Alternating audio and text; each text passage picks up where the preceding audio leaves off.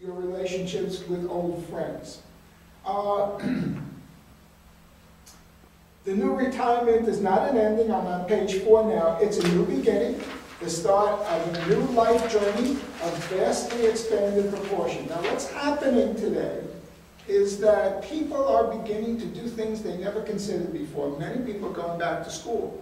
I had 2 clients, a man and a wife, who had decided to go back to school for master's degree in literature. They went to, where did they go to? A university in New Mexico, which bases its education on the greatest books of the world, the greatest literature in the world. And they both got master's degrees, and now they're doing something different. I haven't seen them in a while, but they wanted to teach. And I'm sure that they are in fact teaching, but we worked on that for a while. I was actually interviewed on television, on the Today Show, in regard to this particular thing. Okay, so where did retirement come from? Well, for years, up until 1935, there really wasn't retirement. The first retirement program was done in Prussia by Otto von Bismarck. He wanted to get rid of his officers. His officer corps was getting very old, so he retired all of them. They lived too long, he didn't give them too much money to live on, but that was the first supposed retirement program. In 1935, of course, Social Security was set up, and people began to retire usually at the age of 65. They weren't earning very much money, and they didn't live very long. The average life expectancy at that time was probably not older than 70, okay? And it really wasn't until after the war, the Second World War, that retirement really began, okay, in the 1950s and 60s. That's when people began to want to lead the golden life, the golden ages of life. They wanted to go to Florida or Arizona and sit around and play cards and sit by the pool, whatever it was. They didn't think, was this boring? Did I want this? They just did it because that was a thing that people did. So they retired at 65 or whenever they retired. The average age for retirement at that time was somewhere in the area of 65. The life expectancy had gone up probably to 75 at the time. Life expectancy right now is a great deal longer. And as a result of that, we could start new careers if we wanted to. But most of us don't know that we want to do that. That's one of the things I'd like to talk about today. So life expectancy today is 78.4. And that's the most recent one coming out of the 2010 census. This is on page 4, in the middle of the page, where it says life expectancy. Now, women live a little bit longer than men do. Women are living till the age of 80.8 on average in our country, and men live to 75.9. But at the age of 65, for instance, men can live till the age of, on average, the age of 82.3. Well, if you're 65 or 70 years old, that gives you how many more years? About 20. Yeah? How many more years? 12. How many more years of life at 65?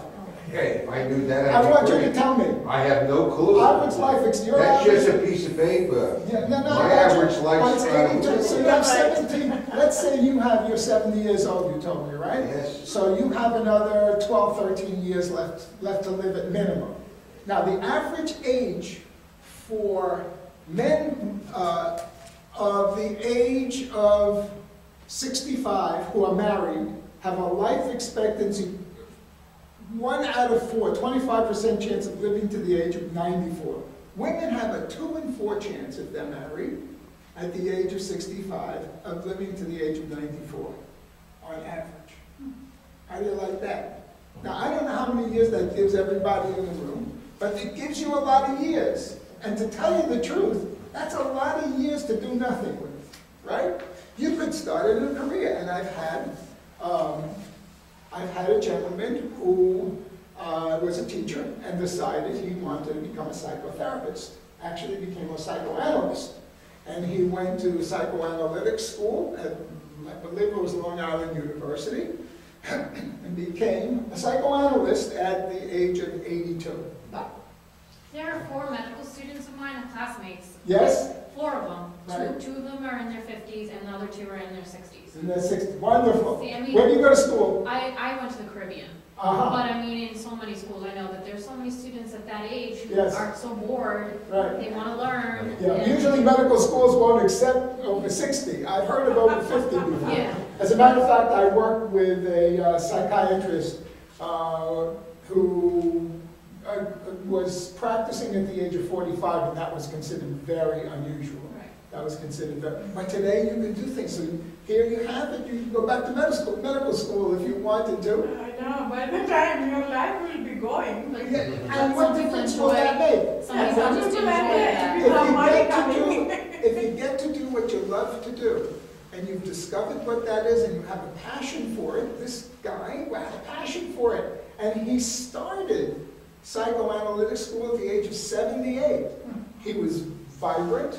He insisted upon having as many patients as any other student in his program, and as a result, he began to practice at the age of 82, and he's still, by the way, still doing very well. How old is he now?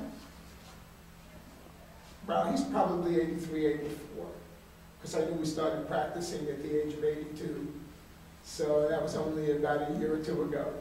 Okay. I had a friend who was ordained a minister at 64.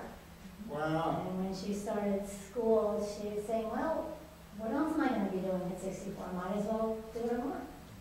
Okay, and she knew what she wanted. Okay, so this is very important. The passion comes from, it doesn't all of a sudden happen. No. It's a process of discovery. And you really need to discover yourself more than anything else. And the passion sometimes develops. You can't expect the passion to be there. A lot of people say, well, I don't know what I want to do. And then people will discover what it is by doing a lot of self-review. At this age, it's frequent for people to do that kind of thing. It's a very healthy thing to do. So look what you get to do. You get to live another 15, 20 years, and during that period of time, you could do anything. So let's go to page 5. Now, I'm going to tell you this is a personally developed model. This doesn't come out of textbooks. This is my model on page 5. The page numbers are on the lower right-hand corner of the page. So, my Protirement Model says that this is the 3rd stage of life, when you get to choose what you want to do, when you want to do it, where you want to live, and with whom. Now, interestingly enough, one of the highest rates of divorce is among 65-year-olds and older. Why is that? Why do you suppose that is? Because they don't have to be together anymore. They discovered they never loved each other, and and the kids have moved out of the house, and there's no compulsion for them to be living together. Now, hopefully everybody here will not experience that. But it's something to consider, because one of the things that happens when you retire is that people have a tendency to change because they're no longer compelled to go to work.